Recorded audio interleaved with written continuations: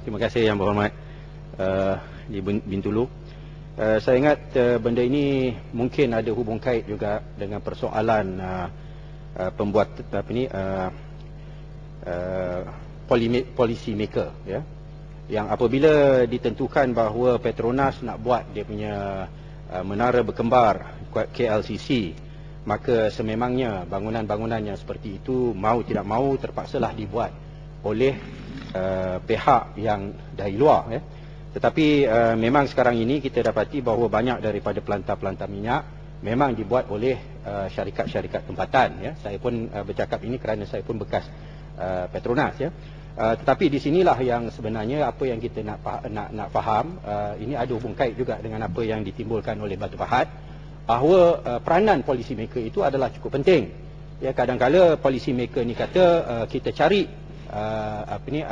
kontraktor-kontraktor tempatan, tetapi policy maker menentukan bahawa bangunan yang dibuat mesti lain daripada yang lain dengan bentuk yang tertentu yang tidak mungkin dapat direka bentuk oleh arkitek-arkitek ataupun oleh jurutera tempatan, ya. Lalu dalam keadaan yang seperti ini, pihak pelaksana tidak boleh dipersalahkan, tetapi policy maker mesti dipersalahkan. Begitu juga dengan soal yang ditimbulkan oleh Yang Berhormat Batu Pahat. Bila ditimbulkan siapa nak salah, policy maker ataupun implementer. Yang penting bagi kita, policy maker bila dia buat polisi, biar dia sendiri amalkan polisi yang dia arahkan. Seperti mana contoh organisasi yang suruh ahlinya semua semayang, sila tentukan policy maker tu ketuanya semayang.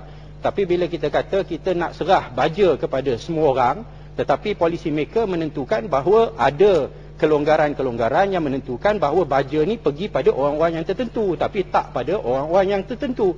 Maka dengan situ bila ada kelonggarannya, maka implementer pun nampak ada kesempatan, maka implementer ikut contoh yang ditunjuk oleh policy maker. Lalu dalam soal ini, seperti mana yang saya sebutkan tadi, policy maker is the first, dengan izin, is the first culprit.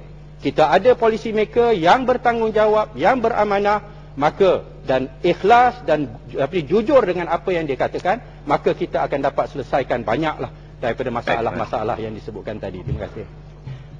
Apa komen Yang Berhormat? Terima kasih. Jangan tanpa tanya pada Menteri. Shalom. Terima kasih.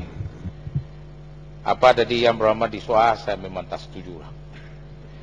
Pasal ini kita mesti mau ingat, kalau policy maker apa dia buat, kalau implementer tidak mau ikut polisi, macam mana?